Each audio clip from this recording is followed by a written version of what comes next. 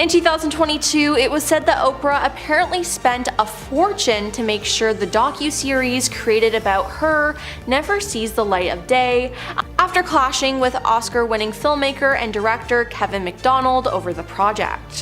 While industry sources speculate Oprah would have to pay millions of dollars to get the rights to the documentary back, a source in the know denies it was in the seven figures. As the Apple TV Plus deal was coming to an end, Miss Winfrey brought back the rights to her docuseries and has since decided to put the doc on hold, a spokesperson for Oprah told Page 6.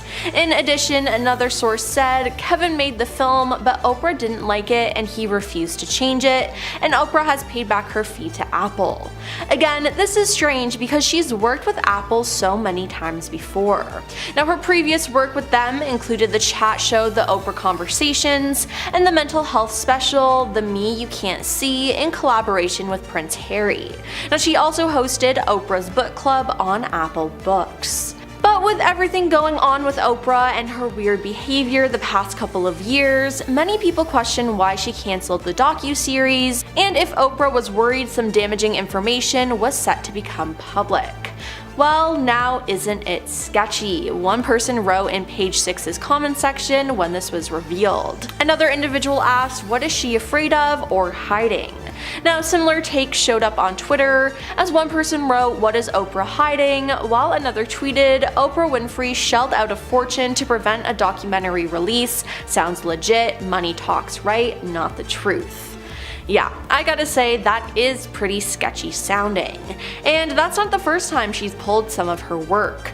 This isn't the first time Oprah has canceled projects she commissioned or approved about herself. You see, in 1993, she pulled back an autobiography that was ready to be published. Now, that caused quite a stir because in publishing, no one does that. Oprah had been paid $3 million in advance, but she gave it back just 3 months before the publishing date. Then she also had a book she planned for 2017 called The Life You Want, and again, the book never materialized, and this is honestly just weird. Then there's the whole situation with the school that she opened. The Oprah Winfrey Leadership Academy for Girls opened in Johannesburg in 2007. Oprah founded it with her own $40 million and hand-selected the 152 students. But less than a year after the school opened, 6 students came forward to accuse dorm matron Virginia Tiny Macobo of mistreating them. She was arrested in November 2007, facing 14 different charges, but she was released on bail. It seems like Oprah and her team didn't do a good job at hiring and keeping an eye on the new staff. Now, it's so sad because this could have been prevented. Now, following the first trial, Oprah was then sued by the headmistress of the South African girls' school for defamation. She alleged that Oprah defamed her by implying she was covering up the mistreatment going on at the school. However, this case was later settled outside of court before the arranged trial. Now, that's not all that happened there, though. In 2009, there was another scandal about mistreatment. 7 of the students were suspended for harassing their classmates. A South African news outlet also revealed that one of the girls demanded that her victims lie to the police about what happened, which is so messed up. Now, it seems like there has been scandal after scandal at this school, and no one is doing anything to prevent it from happening. Now, maybe Oprah has been paying off the victims to keep it all hush-hush. Now, more things have happened there too. At one point, parents also came forward with complaints about the school. In March 2007, some parents complained because they were only allowed to visit their daughters once a month and the girls were only allowed to use their cell phones on the weekends. One parent said, "It was a nightmare. We only had 2 hours to see my child. Surely this isn't a prison or an institution." Another mother said her homesick daughter was very upset over the rules. "Michelle phones me in tears sometimes, and then I don't know what to say to her," she said. Now, the fact that parents are feeling this way is not good at all. Now, there have also been rumors online that some girls from the school have gone missing. Is there proof? No, there hasn't been any concrete evidence of this, but it honestly wouldn't surprise me since there's been a bunch of other shady stuff going on there too. Now, people think that Oprah has been taking the students and doing whatever she wants with them. Now shockingly, the school is still up and running, which is crazy considering all the scandals that have happened there. There's definitely something fishy going on though, and more people have started to question it lately, especially since Oprah's connection to Diddy has been brought to light. Now, if you didn't know, Diddy is a musician, but this year he was arrested for running various crime rings, most of which happened at his infamous parties. Now, the thing is, Oprah was known to frequent these parties and be friends with him. So now, people are looking at her suspiciously. Recently, a source sent Page 6 a VHS tape that was sent out as an invitation to the mogul's 29th birthday party in 1998. It's a combination of celebrities inviting you to Diddy's birthday party, and starting off the video though is Oprah, which stands out a lot. Now other celebrities seen in the tape include Ellen DeGeneres, Chris Rock, Will Smith, and Joan Rivers. It begins with a strange home video style skit in which Danny DeVito, lying on a sofa under a blanket, says, "That's right, Puff Daddy is having a party and this is Puff Daddy inviting you to come. Let's have a ball." Then the group of celebs take turns reading from a script detailing the date and time, how amazing the party will be, and then reading an address to RSVP to. Now, the fact that Oprah was in this is alarming to people. Now, all those people in the video appear to be his really good friends, and how interesting is it that Oprah was a part of it? After all, it was revealed that the video invite is 6 minutes long, but only 1.5 minutes of it were released to the public. It has people questioning what else is on there and what's being hidden. Maybe some of the celebrities found out it was going to be leaked and paid off the company to not release the whole thing. I mean, it wouldn't surprise me as attorney Tony Busby, who is representing over 120 alleged victims of Diddy's controversial freak-off parties, has begun sending demand letters to A-list celebrities who attended these events, reported The Blast. Now, the letters have actually urged all these stars to settle out of court or face potential lawsuits, even if they did not engage in any kind of illegal activities. Tony has put forward an argument that their silence and inaction during these events make them complicit, while stating that those who witnessed wrongdoing but did not intervene shared the same level of liability as the perpetrators. In a recent appearance on TMZ, Tony emphasized on the fact that the demand letters are a standard practice to outline the situation and encourage dialogue, but at the same time, he's fully prepared to escalate to lawsuits if that becomes necessary, noted The Blast. Now, he also noted that many celebrities are reportedly scrubbing their social media accounts to distance themselves from Sean Diddy Combs amidst the ongoing scandal. So, could one of these celebrities be Oprah? I mean, she has a net worth of $3 billion. She'd be able to pay off whoever she wants. Now, that's the problem with the rich and powerful. They can pretty much get away with anything as they can pay people off. So in March of 2012, Kim Kardashian was doused in flour while walking the red carpet at the launch of her perfume, True Reflection, in West Hollywood. Now, prior to the attack, Kim looked really cute. She was wearing these tight black pants, a matching blazer, a bright blue blouse. It was fun. It was that business casual-esque sort of look, but the flour ended up covering her entire upper half and her hair, and like, ugh, getting that out of your hair, it's like paste. So at the time, TMZ reported that Kim and her momager, Kris Jenner, were quickly ushered into a private room following the incident, and then Kim came back out later, laughing off the ordeal, being like, "Oh my gosh, that is probably the craziest, unexpected, weird thing that ever happened to me. Like, I said to my makeup artist that I wanted more powder, and that's a whole lot of translucent powder right there." Meanwhile, the assailant reportedly ran off after throwing the flour, but was intercepted by somebody who worked for Kim and held until the police arrived. She was arrested, but Kim opted not to press charges, with the woman being released shortly afterwards. Now, at the time, everybody thought that the attack was animal rights oriented. Apparently, the woman shouted "fur hog" when she threw the flour. And previously, PETA had called out Kim for her love of fur, but the organization denied that they were involved. And trust me, they love to take credit when they do something like that. So, here's the thing, folks. Kim Kardashian's former media strategist, Shiraz Hassan, alleged that the infamous incident was actually staged to help promote this whole perfume launch. In the documentary, The Kardashians' Billion-Dollar Dynasty, he claimed he told her, "Okay, this is what's gonna happen, you're gonna be fine, you're gonna be safe, but we're going to create a media moment. If we create media gold, guess what's gonna happen? Everybody's going to be talking about your perfume, everybody's going to buy it." Well, that's a weird way of doing it, but I guess no publicity is bad publicity? That's the phrase, right? So long before the most recent Hollywood scandals we can't talk about emerged, there were rumors about the casting couch, a term used to describe stars who are given roles in exchange for favors of a carnal nature. Megan Fox gave an interview to GQ and put the rumors to rest by laying out the cold, hard facts. The actress said that Hollywood legends would invite her to meet, and she would be so excited for the opportunity. Then when she would show up, she would realize that the meeting was just a ruse. She said a lot of the men were able to get away with sleeping with a lot of women in the industry, but she wasn't one of them. She would shut them down immediately, and that kind of explains why her acting career kind of fell to the wayside for a bit. The history of the casting couch is lengthy, with many guilty of its use. An early practitioner was Louis B. Mayer, who co-founded Metro-Goldwyn-Mayer Studios back in 1924. MGM? Mayer, the ground zero of this kind of harm, had the means, motive, opportunity in that critical piece of the puzzle. The power. If women didn't comply, he'd threaten to ruin their careers or those of their loved ones. Yeah, sound familiar? So according to film critic and historian Carrie Rickey, the perils for women in Hollywood are embedded, like landmines, from an actress's debut to her swan song. This is the place where big moguls wouldn't cast starlets unless they auditioned in bed, which so freaking gross. So everybody calls Elvis Presley the king of rock and roll, but I think that title really belongs to Chuck Berry.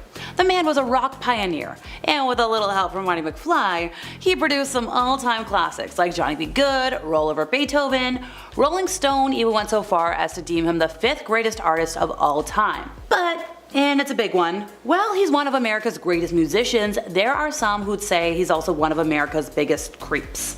I know, it broke my heart, but over the years he has had multiple run-ins with the law. In the 70s he was arrested for income tax evasion. In 1987 he was arrested for harming a woman. In 1990 police raided his home and made off with a lot of substances and weapons. But things get worse if we go way back in time. Well, not way back, but like 1961. He was arrested for transporting a female across state lines for naughty purposes. And sadly, that wasn't the only time he was accused of freaky behavior. In 1990, he was sued by multiple women, all of whom claimed he had videotaped them while using the bathroom. Now, this restroom in question was located in a St. Louis restaurant owned by the rock star, but instead of going to court, he settled. Supposedly, the whole ordeal cost him $1.2 million plus legal fees, and it really goes to show that when you're talking about beloved celebrities, you can never tell. So sometimes all it takes is an illicit substance for an actor or actress to put on their best performance. Tinseltown has been known to allegedly supply many A-list stars with a never-ending flow of their favorite vice. Actor Dennis Quaid revealed he had a casual addiction to no-no snow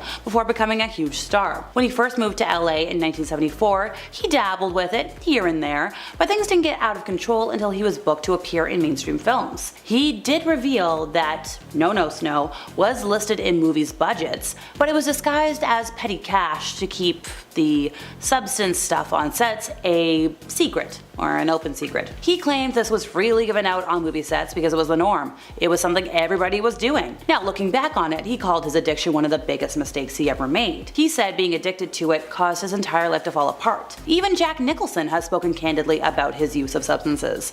In a 1980 interview, he said, it ain't no big thing, and he still loved to, have fun about 4 days a week, which that sounds a little dangerous, a little too much, but what do I know? The Brady Bunch was one of TV's most wholesome shows. When it first hit the air in 1969, it was one of the first TV shows to portray a blended family. Whether you watched the show when it first aired or caught it in reruns, it has been a staple for generations, thanks to its family-friendly storytelling. And sorry to be the one to break it to you, but this show had a dark side too. And the youngest Brady, Cindy, otherwise known as Susan Olsen, spilled some serious scoop. So rumors of behind-the-scenes hookups have always run rampant, and this happens on any show. But Olsen confirmed the actors were all hooking up with each other in one way or another. She said, "We led a sheltered life for part of the year, so if there was anybody to get a crush on or to try to date, it would be our counterparts." Now look, they weren't real life brothers and sisters, so I guess it's not so bad. According to Olsen, she and Mike Lookinland started having makeout session in Tiger's doghouse when they were on the show. And yes, the thing that you're feeling right now are the last shreds of your innocence leaving your soul. I know. I'm sorry to break your heart. So Mean Girls was a hit when it released in 2004, and it's gone on to become a cultural phenomenon. This film, starring Lindsay Lohan and Rachel McAdams, gave us The Plastics. It gave us Fetch, Burn Books, Pink Wednesdays. It's inspired a whole culture. It's infiltrated our language. When you compare somebody to Regina George, you know what it means. There's references scattered throughout pop culture to this day. Hell, However, despite everything that's been written about the film, there's a dark side of it that's rarely ever been addressed. So Daniel, who played lovable pal Damien, was a real-life victim of bullying, on this set and on other sets. It took many years for him to open up about the experience, only going public in 2007 when he accused actress Bijou Phillips of bullying him. Now, the pair worked together on his first film, ironically named Bully in 2001, and he accused her of body-shaming him and making him feel uncomfortable by asking about his sexuality. Now, Phillips later issued a public apology, but denied being homophobic. So powerful figures in Hollywood have continued to enjoy strong careers even after horrible allegations of on-set harm. Let's spin the wheel, Quentin Tarantino. In an interview with the New York Times about a disgraced Hollywood producer, Uma Thurman talked about her experience with Tarantino on Pulp Fiction and many other movies, and she said that he both put his hands around her neck and spit on her for different moments in the films. And he confirmed these allegations, but he defended his reasoning. Uma Thurman also said that Tarantino pushed her into doing a dangerous stunt that ended in a serious car accident. Now, she's forgiven him, because apparently he sent her the footage and called it the biggest regret of his life, but she continues to blame, rightfully so, all the producers for the traumatic event and their alleged efforts to cover it up. Now, in response to these allegations, in a statement to The Hollywood Reporter, one producer said, "I deeply regret that Uma suffered the pain she has, both physically and emotionally, for all of these years from the accident that occurred on the set. The safety of the producers who work on the movies I produce is vital to me. I will never let anyone down." And he tried to deny that there was any cover-up, but sir? So there's a popular theory circulating online that Beyoncé has a clause in her contracts or agreements with other artists that require them to publicly thank or acknowledge her during their performances or acceptance speeches. However, there's no concrete evidence to support this claim. But let me dig into this and then you decide for yourself. There have been several instances that have contributed to this speculation. The craziest one for me is Adele. So during the 59th annual Grammy Awards in 2017, Adele won the award for Album of the Year for 25. In her speech though, she thanked Beyoncé saying, "I can't possibly accept this award and I'm very humbled and I'm very grateful and gracious, but my artist of my life is Beyoncé. And this album to me, the Lemonade album, was just so monumental and so well thought out and so beautiful and so soul-bearing. And we all got to see another side to you that you don't always let us see, and we appreciate that. And us artists here adore you. You are our light. And the way you make me and my friends feel, the way you make us stand, and the way you make us want to do better. I love you. I always have, and I always will." Her heartfelt tribute to Beyoncé sparked a standing ovation and praise from the audience. And while many's interpreted it as a strong gesture of admiration, respect, and solidarity, many thought it was just strange and frankly too much. Get this though, it gets astronomically weirder because she then went on and broke her Grammy in half to give to Beyoncé, the other half, a real Mean Girls crown moment. Dedicating your whole speech to someone else is already nasty work, but breaking your Grammy, at that point, girl, just go ask her to be your mom. And did, because she actually also said at the end of her speech that she wants Beyoncé to be her mom. Moving on, so at the 2023 Grammy Awards, Lizzo took home Record of the Year for About Damn Time and was met with massive applause from the crowd. During her acceptance speech, she went on to address Beyoncé. She said her sister helped her get out of literature class in the 5th grade to go see Beyoncé perform. She followed it by saying, and she sang that gospel medley, and the way she made me feel, I was like, I want to make people feel this way with my music, so thank you so much.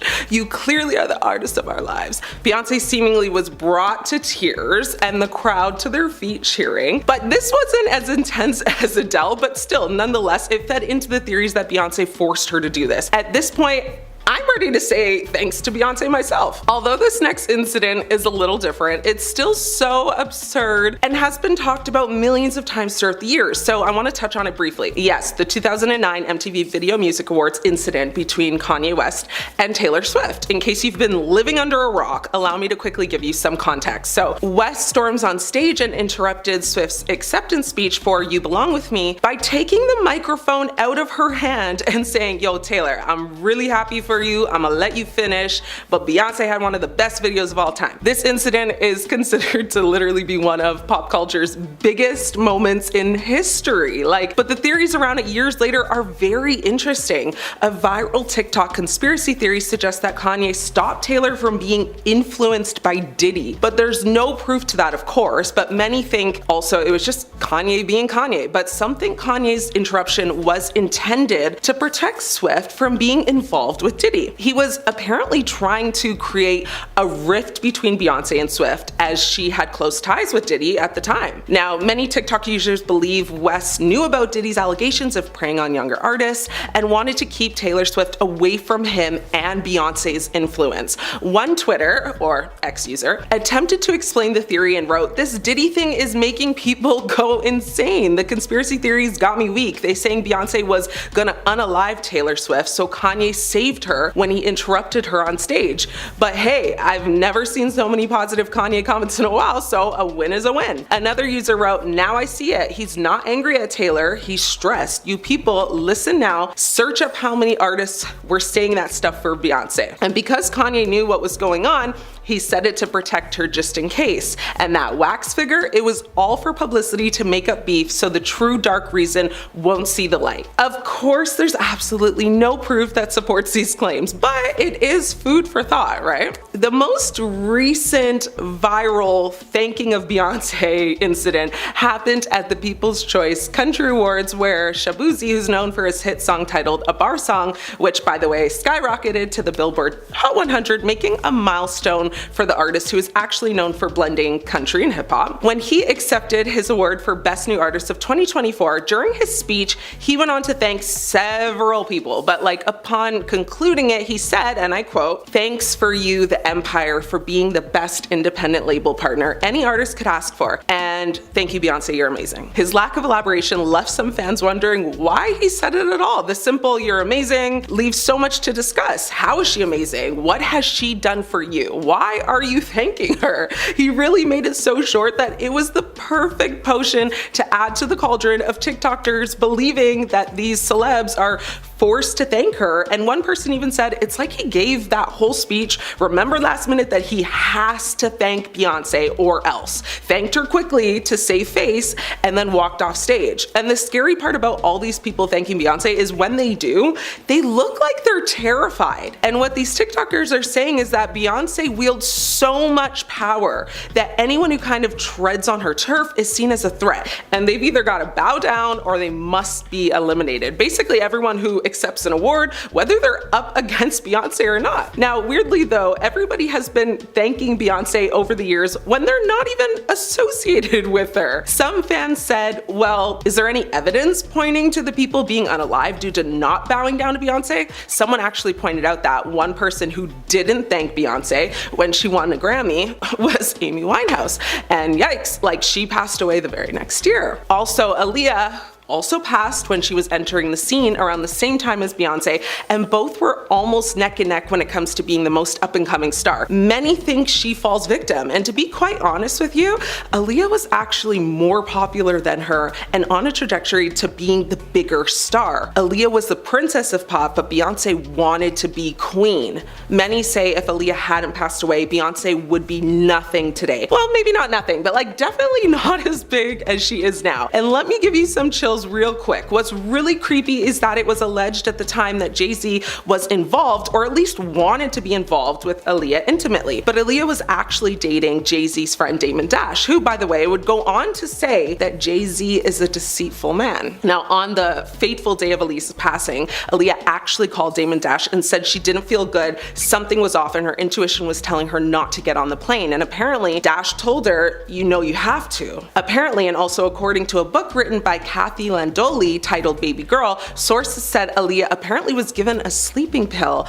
and carried onto the plane unconscious before the fatal crash even happened. But what's wild is that Aaliyah was super hesitant to get on and even knew the plane was over limit and knew the plane would struggle to handle 8 passengers with her bodyguard who weighed alone over 300 pounds. She continued to protest, and that's when she was given the pill to basically calm down. So let that run a chill down your spine. It's crazy crazy to think that so many people who have passed on had some sort of tie to Beyonce and Jay-Z, but also that so many people to this day continue to fear Beyonce and her power. Jennifer Lopez's name has surfaced in a $400 million essay lawsuit against her ex-boyfriend Sean Diddy Combs. And let's be honest, it's hard to keep track of every Diddy accuser, but it's going to be difficult to not remember this one. The case, filed by Michigan inmate Derek Lee Cardello Smith, who, by the way, is serving his own decades-long sentence for an essay case of his own, alleges that Diddy spiked his drink and essayed him during a 1997 after-party. Court documents reveal plans to call Jennifer Lopez as a witness, citing her past relationship with the rapper from 1999 to 2001 as potentially helpful for providing relevant insights. Cardello Smith alleges he first met Diddy while working as a bartender. Now, he claims Diddy invited him to a private after-party at a Detroit hotel where the rapper offered him a drink laced with an unknown substance. According to the lawsuit, Cardello Smith lost consciousness and later woke up to Diddy engaging in intimate acts with a woman. He alleges Diddy remarked, "I did this to you too," upon noticing he had regained consciousness. While Lopez has not publicly commented on the allegations, her potential involvement has captured widespread attention. Speculation suggests her testimony could provide crucial insights into Diddy's character during the time of their relationship. Now,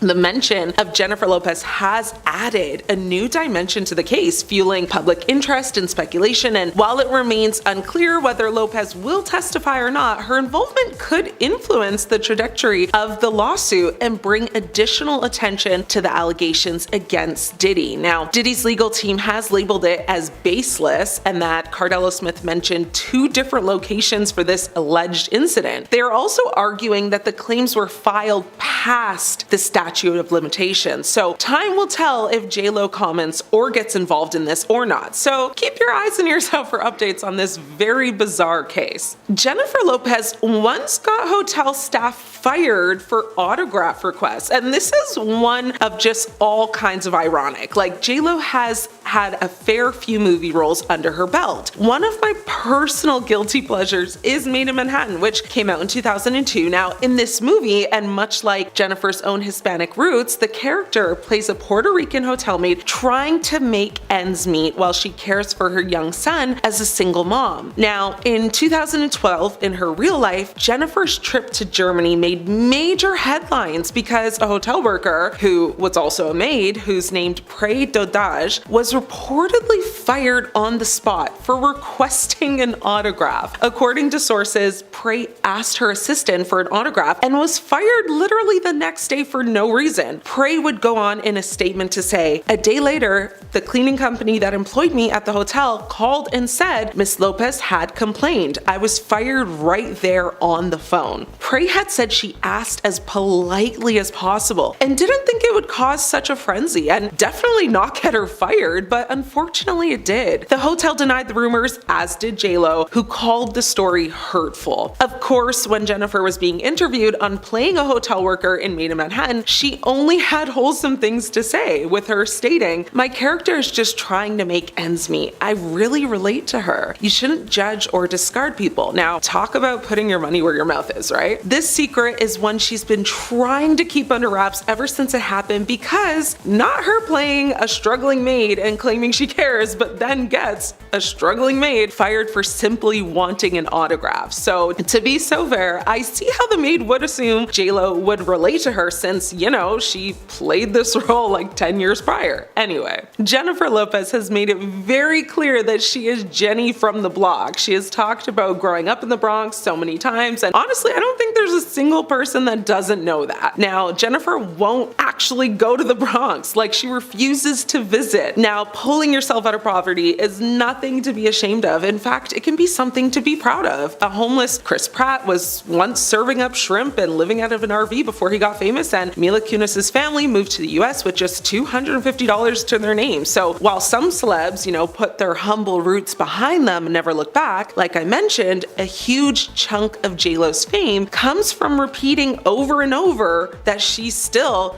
Jenny from the block. She grew up in the Bronx and her family wasn't rich. J-Lo has even gone on the record and said, "I shared a bed with my 2 sisters." And yet she won't actually go back there, and despite growing up in poverty in the Bronx and writing a song about it, J-Lo only agreed to be in a vehicle commercial if she didn't actually have to go and film it in the Bronx. Now, this report centered around J-Lo's 2011 Fiat commercial, where the company figured it would be neat to film the star in her home territory. Fair. And while the ad appears to be in the Bronx, it was actually filmed in Los Angeles. Now, it was reported that J-Lo used a body double for the Bronx, which is insane. I literally have no words, but also I have so many questions. Like, why not just film in the Bronx? Was she scared? Does she feel too good to go there now? Is there someone she didn't want to run into? These answers we might never know, but what do you guys think the reason was? Now, Jennifer Lopez has been known to give very questionable interviews and has been accused many times of being rude to not only the person interviewing her, but to everyone else on the set as well. Now,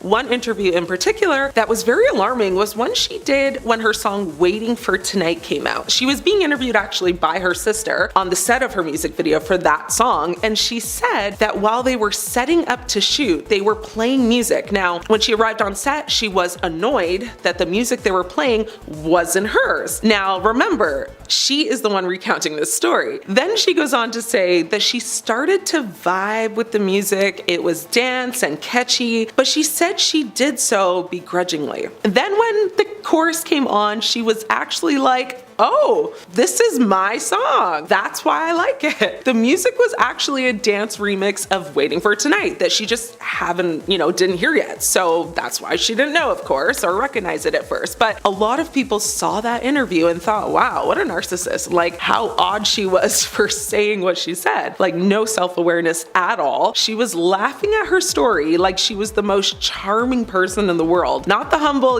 Jenny from the block that she tries to portray. This isn't the first time something like that has happened though, and it's been reported many times that her own music must be playing at all times in her trailers and hotel rooms. Now, I totally understand you enjoying your own music. Actually, I can't really relate to that as I don't make music myself, but it's weird to me how insistent she is of this rule. And it's alleged that it's absolutely mandatory, and she will go into a spiral if this demand isn't met. I think J-Lo repeatedly fails to read a perfectly legible room. The argument could be made that if she had any common sense, then she would have laid low for this whole entire past year. About 10 days before Thanksgiving 2023, the headlines were dominated by Cassie and Diddy drama and, the $30 million lawsuit. Now, there were several horrific interviews given by several former members of Diddy's entourage detailing horrible stories, and many claim J-Lo may have benefited from those horrible stories. Now, considering the plethora of other accusations still continuing to unfold many months later, J-Lo should have known or been advised to lay low or do some good to the world, give back to, the block she's always bragging about. But instead, she comes out with the most insufferable album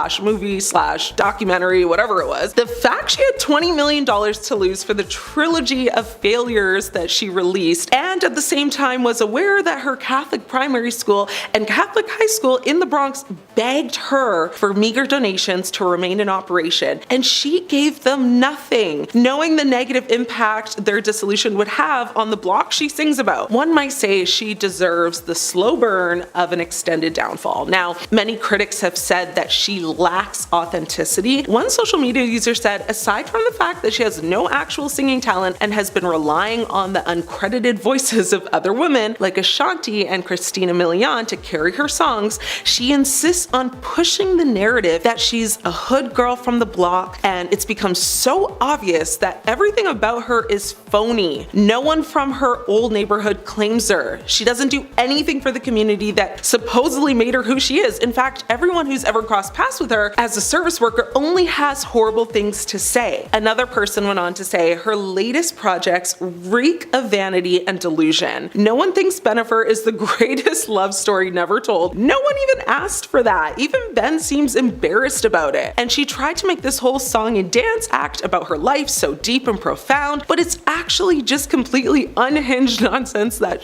shows how out of touch of reality she really is. Now, a big secret J-Lo never wanted to get revealed but did is the story of how she shamelessly stolen songs and vocals from other artists. There has been allegations allegations and controversy surrounding Jennifer's music and vocals over the years. Some critics and fans have accused her of using ghostwriters, auto-tune, and stealing vocals. One notable example is the controversy surrounding her hit single, If You Had My Love, in 1999. Now, some people claim that the song's vocals were not entirely J-Lo's, but rather a combination of her voice and that of a demo singer. Ashanti has even gone on interviews and said that they kept her vocals and ad-libs on the record, and in particular, J-Lo's song, I'm Real, was actually made for Ashanti. She even sang it, but it was given to J-Lo. Even the song What's Love by Ashanti and Fat Joe was supposed to be given to J-Lo, but Fat Joe actually stood on business on that one and made sure Ashanti stayed on that track with him, so good for him. Another notable example is the song Play from 2001, if you remember it, which was alleged to have used vocals from a demo recorded by, again, a different singer. J-Lo's team denied these allegations, stating that she has recorded the song herself. One of the most well-known shadiest moments towards J-Lo is, of course, the Mariah Carey moment. The feud between the two has been a topic of discussion for years, and it is the most notable instance when Mariah Carey said in an interview when asked about J-Lo, I don't know her. That phrase has become so iconic, and Mariah also threw shade at the allegation that J-Lo doesn't sing her own songs. In an article, Mariah once said she only slept 3 hours a night, in response to J-Lo saying she sleeps 8. She then followed it by saying, if I had the luxury of not actually having to sing my own songs, I would sleep 8 hours too.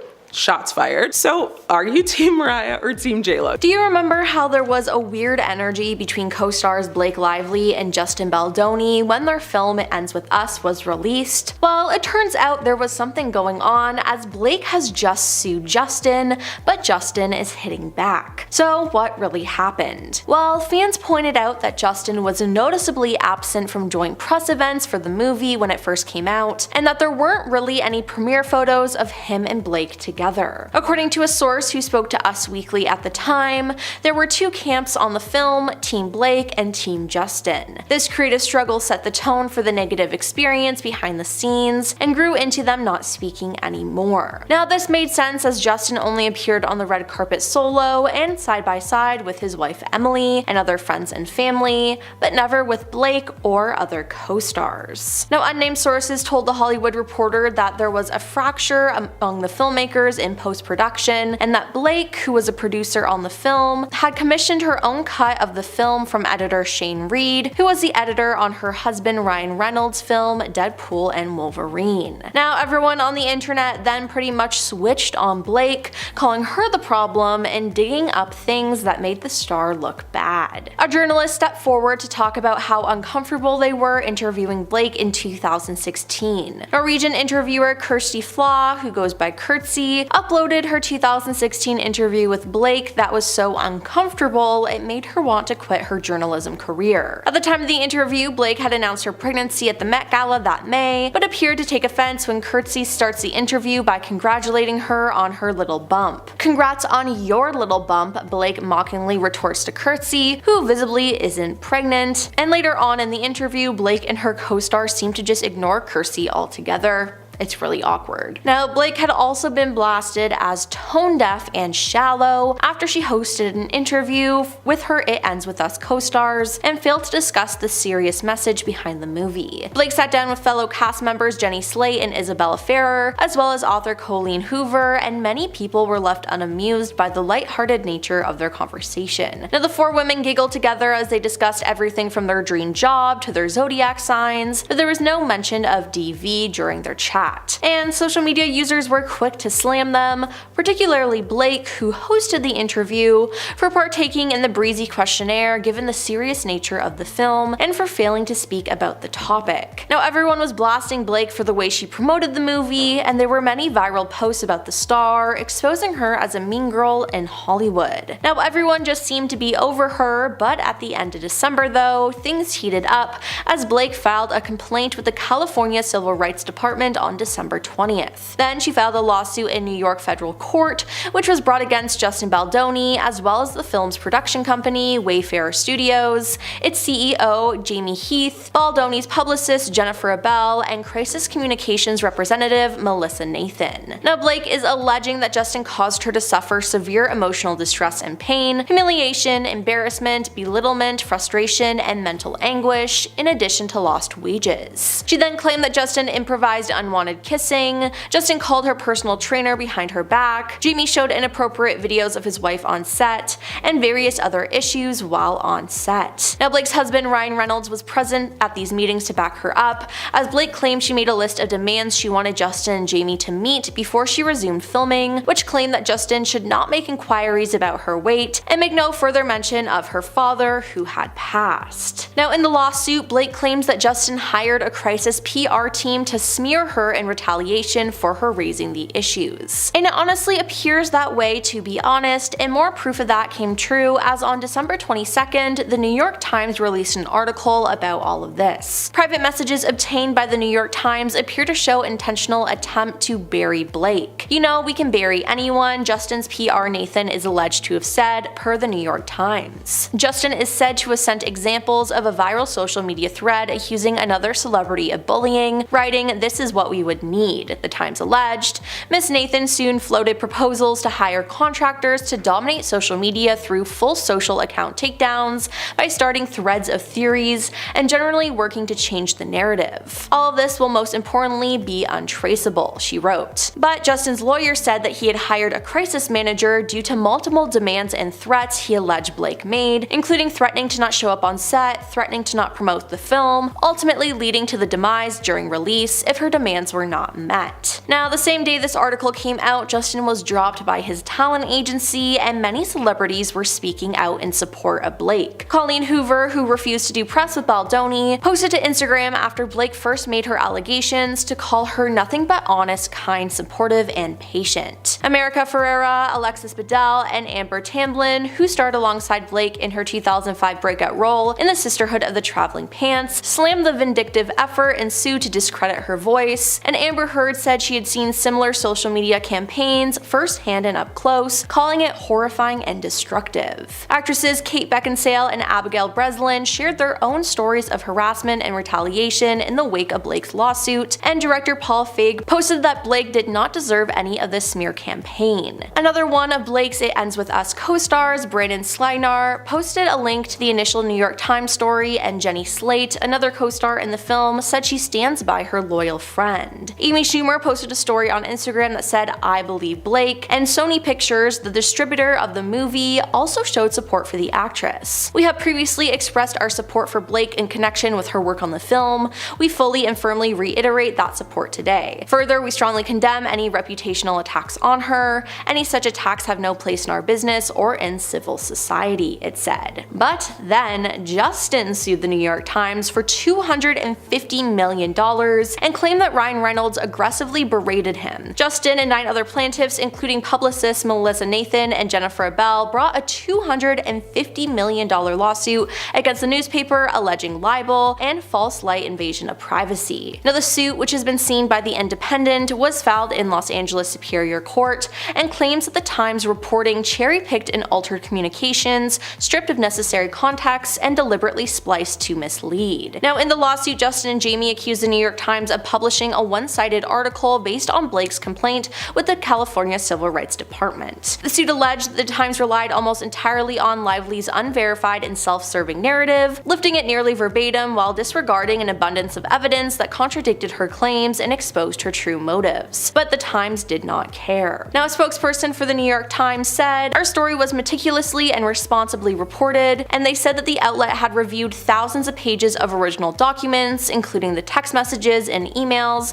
that we quote accurately and at length in the article. Now, the lawsuit said the plaintiffs suffered damages that amount to at least $250 million. Now, specific lies has also been called out by Justin's team. Blake claimed that Justin invited her privacy by entering her makeup trailer uninvited while she was undressed, including when she was breastfeeding. But Justin's legal team refuted the claim, referring to alleged texts by Blake that read, "I'm just pumping in my trailer if you want to work on our lines," to which the actor responded, "Copy, eating with the crew and will head that way. Now it seems like Justin's team is trying to expose Blake for lying and are showing the proof that they have. So amid Jada's attempts to promote her recent memoir, she appeared in the headlines after claiming that the late hip-hop icon Tupac proposed to her while he was imprisoned at Rikers in 1995. However, a now viral TikTok video and his pals quickly shut down that whole batch of lies. So TikTok user Jessa Miami presented the timeline in a clip saying, "Her math ain't mathin'," and if you're unfamiliar with the phrase,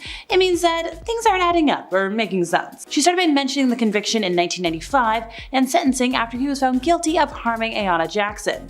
He received a 1.5 to 4.5 years prison sentence, but he only served 9 months after Death Row Records mogul Suge Knight bailed him out. The All Eyes on Me rapper was dating Keisha Morris at the time as the alleged marriage proposal, raising more questions. She said, Tupac already had a girlfriend. He proposed to Keisha, and she said this in a September 2011 interview. And he proposed before he even went into prison, and they were already engaged. They got married in April. Jada's lying, and I have the timeline to prove it, Jess said in the clip. I can't handle these effing lies anymore. She expressed her disbelief as Jada's story suggested that Tupac proposed to her even when he was already engaged to another woman. In addition, she had already met Will Smith months before this alleged proposal and began dating him after his divorce from Cherie. So Jada made quite the headline last year when she appeared on the Today Show to promote said biography. This big reveal, the sensational headline that's meant to give her the big spotlight moment, was this. She and Will Smith, who have aggressively marketed themselves as a marriage success story, have actually been separated for the last 7 years. Or, I think. She was asked, it was a divorce on paper, but was it a divorce? And Jada said oh no, it's a divorce. So why not just announce it? Why keep up this 7-year-long charade? And Jada was well, I think not being ready yet. Even though she's had 7 years to get used to being ready. She's we're still trying to figure out between the two of us how to be in partnership. Okay, but isn't the point of divorce to no longer be in partnership? Sorry, Jada, can you just make sense, please? These are the questions any serious interviewer should be asking. But instead, everybody else and all the outlets were okay, yep, you do you, sure, let's just print it. When you have multiple podcast stories diving into this amazing love story, aggressively marketing this love story on the red carpet, and you've got Will Smith implying in his own memoir that they had weathered tough times, but they're still together. You've got him slapping Chris Rock at the Oscars to defend his wife's honor. And all that quote-unquote authenticity was just to obscure the bottom line. They weren't together. Now, Jada might have hoped her candid confession about the state of her marriage would help, sell copies of this biography, titled Worthy by the way. Reputation expert Eric Schiffer claims she's probably gonna end up paying a hefty price for the shock revelations. Jada and Will's trust and reputation with the public was kinda hit hard by revealing that they were separated for this long. The two hid it from the public, appearing together to serve their self-absorbed, out-of-touch celebrity elite agenda. Now Eric, who serves as the chairman of Reputation Management Consultants, added the duo were deluded and failed to see that audiences today are easily disgusted by celebrity phoniness. Folks are now gonna question and be slow to trust many of the stories in Jada's book. Somebody needs to take pictures of copies of the book in the science fiction section, or just the fiction section, please, for a joke. August Alsina first spoke about his entanglement with Jada in his interview with The Breakfast Club's Angela Yee, and revealed that oh no, we're good, Will give us his blessing. Well, in a June 30th of 2022 statement to Page 6, Jada's representative said it was absolutely not true. So 1 month later, on her podcast, The Red Table Talk, yes, she revealed that she had an entanglement with a Make It Home rapper. She said, through that particular journey, I've learned so much about myself and was able to confront a lot of emotional immaturity, emotional insecurity, and I was really able to do some deep healing. She said about the entanglement. She also clarified that no, I'm not in an open marriage, as been speculated at the time. Instead, she said, Will and I briefly broke up. There were some marital struggles. Yeah, we know otherwise now. Tensions were incredibly high during the deeply emotional conversation, but when they wrapped up the episode, everybody was oh, all the drama's in the past. In an exclusive interview with People, Jada claimed that once upon a time, Chris Rock asked her out on a date when reports about her and Will allegedly divorcing emerged. She said oh, and this particular summer, Chris, he thought that we were getting a divorce. So he called me and basically he was I would love to take you out. And I was what do you mean? And he was well, aren't you and Will just getting a divorce? And she's no, Chris, those are just rumors.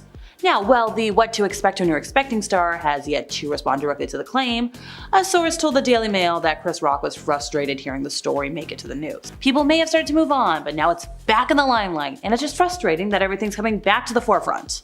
They added that Chris wanted Jada to keep his name out of her mouth. Sorry dude, turns out he was right. They were split up. They just didn't want to go public about it. They really kept up that whole damn rigmarole. So, there was once a time when Jada Pinkett Smith, one half of a Hollywood golden couple, actually made movies. But since she launched this podcast back in 2018, Jada's only really been talking about one specific thing: personal disclosures and her marriage and her naughty life. You know what I mean? Coitus.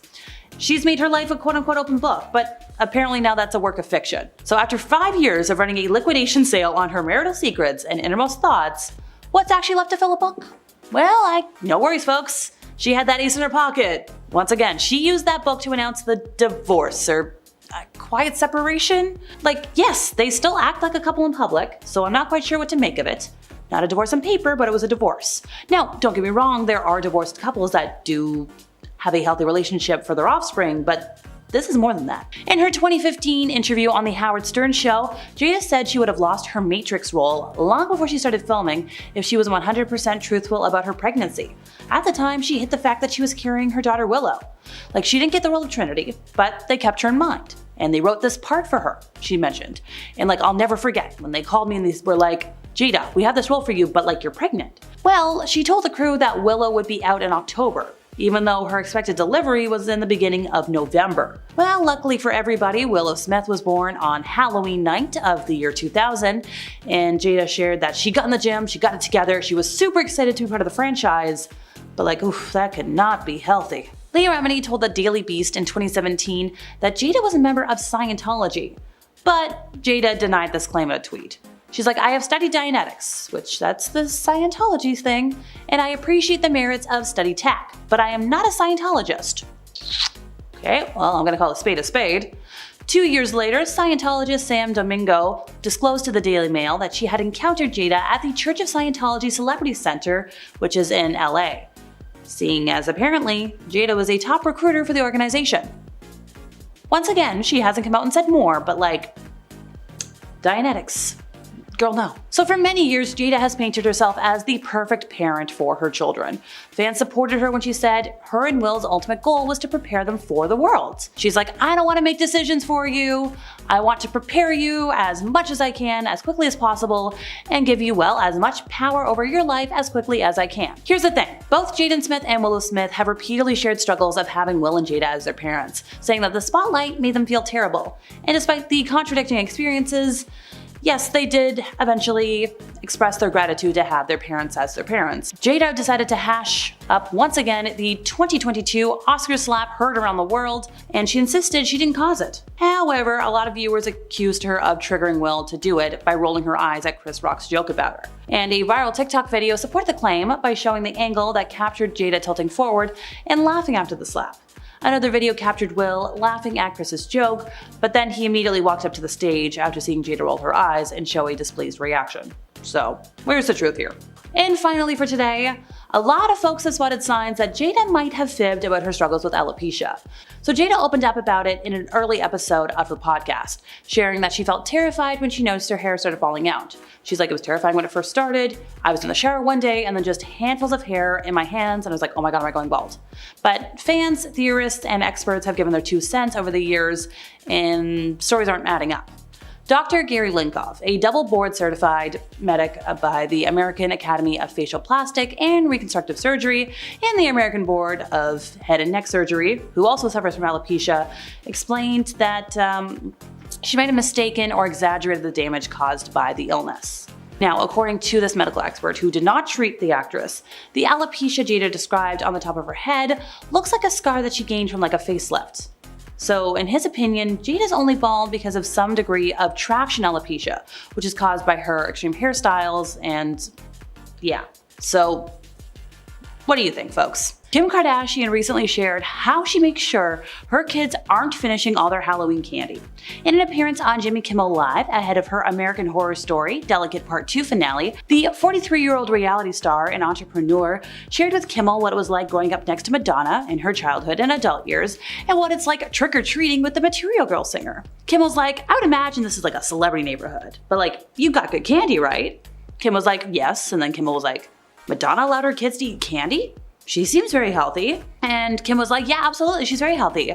But I mean, I take it and then I throw it away, or I donate it. Kimmel was like, okay, so if you take away your kid's candy, next time videotape it. I'd like to have it. Kind of a hobby of mine, which obviously he was referring to his viral segment where every year, the day after Halloween, parents videotape their kids, telling them they ate all their candy, they send him the video, he plays it, and people laugh, or so I'm told. Apparently with fame comes the right to be slobs, at least according to the Kardashian housekeepers, who claim the girls never clean up after themselves, yet expect their rooms and closets to always be camera ready. Well, there's no doubt that the Kardashian women are busy with their multiple shows, their families, numerous business ventures. Some folks have argued that they don't have the right to be so demanding of the housekeepers who help to tend their homes, which I agree. This even led to a lawsuit in 2021, as reported by NBC News, with 7 workers, not 1, not 2, but 7, claiming that Kim Kardashian failed to pay overtime, cover expenses, and provide legally mandated breaks, while expecting her housekeepers to always be on call to pick up after her. Look, if you want luxury services, you've got to pay luxury prices. That's how it is. You've got to pay overtime. You got to pay expenses. You have to provide breaks. Legally mandated for a reason. Shayna Moakler, Travis Barker's ex-wife, went on a podcast and claimed that Kim Kardashian hooked up with him, which is a major bombshell considering Travis is now married to Kim's sister Kourtney. Not only that, but there was allegedly cheating involved. Yeah, Shayna claimed that Travis was seeing Kim behind her back and that Kim played a major part in the breakdown of their marriage. Now, this was during an appearance on the Dumb Blonde podcast, and Shayna revealed that she and Travis were working on their relationship when she was sent text messages between him and Kim from some anonymous source. What did those text messages say? They were trying to meet up at her sister's house to do the deed. Now, apparently when she showed the text to Travis, he had already deleted them. So yeah, she had reason to be suspicious. But what people can't seem to get over about this story is the fact that Travis might have been interested in Kim before he was into Kourtney. And that's something that would promote hurt feelings all around. But like, is Kim Kardashian really a homewrecker? Would she really go after her sister's man and not put it on TV? I don't know. Sounds unlikely to me. I feel like this should have been a storyline of some sort on Keeping Up with the Kardashians. They say that as you get more and more famous, you get more and more lonely and isolated. Like, Kim K used to have a lot of high-profile celebs on her list of friends. We're talking Beyoncé, even Taylor Swift for a hot minute. But her former assistant Stephanie revealed that Beyoncé and Kim had quite the feud and often badmouthed each other, which hasn't become like super known because they did it privately in their homes. Stephanie also said that Kim has a hard time keeping friends because she thinks she's better than everybody else, and she tries to be better than everybody else too.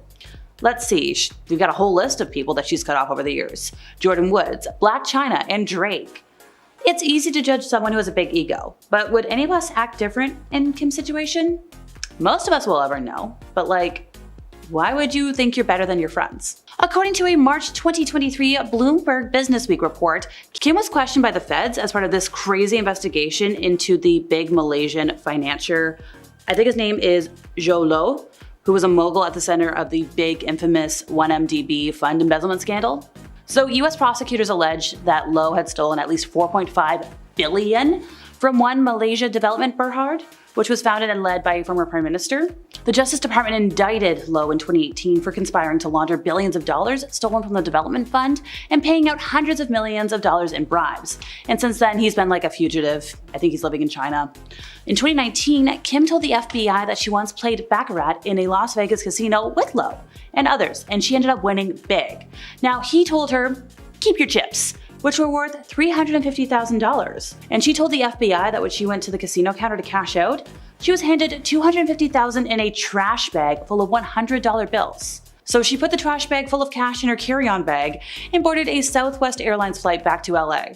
Once again, sketch. On a later trip to Vegas, Kim collected the remaining $100K, again, in a trash bag. Look, I don't know a lot of big gamblers, but this sounds sketchy. Don't you think? Let me know in the comments. The Kardashians are known to take many extravagant vacations and ventures, and one memorable visit to Bora Bora on Keeping Up with the Kardashians, people will know about it. Well, there, Kim reportedly lost her diamond earrings, leading the whole family to search the water for her prized jewelry. Naturally, losing something of such great worth and importance brought plenty of viewers in and sparked a lot of discussion online about the episode.